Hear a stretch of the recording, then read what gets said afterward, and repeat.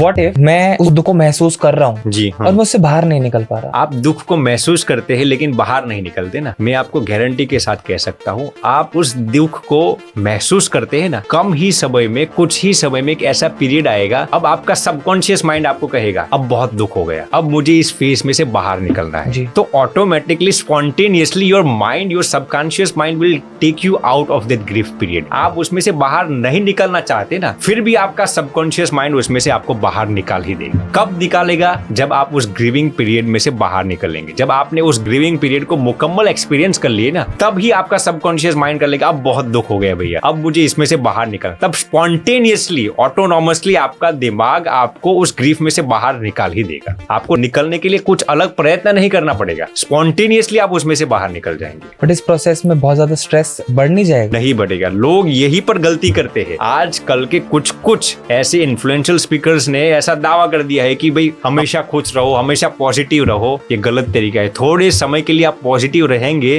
फिर वही पॉजिटिविटी आपको डिप्रेशन में ले जाएगी, वही पॉजिटिविटी आपको नेगेटिविटी में ले जाएगी। ये गलत। लोग कहते हैं ना कि मान लीजिए कि I am just give you a simple example, किसी के घर पर किसी की मृत्यु हो गई, तो आप उस ग्रीविंग प्रोसेस में से दुख को एक्सपीरियंस करेंगे ना, तो वो आपको स्ट्रेस या डिप्रेशन में नहीं ले जाएगा। धीरे धीरे आप उस ग्रीविंग पीरियड में से बाहर निकलते हैं और आनंद की ओर जाते हैं। आप जितना उसको दबा देंगे ना, एक दिन उसमें से ज्यादा डिप्रेशन में आपको चलना पड़ेगा। इसलिए ग्रीविंग पीरियड में आप एक्सपीरियंस करते हैं ना, वो आपको डिप्रेशन में नहीं ले जाता, आप धीरे धीरे आनंद की ओर जाते हो।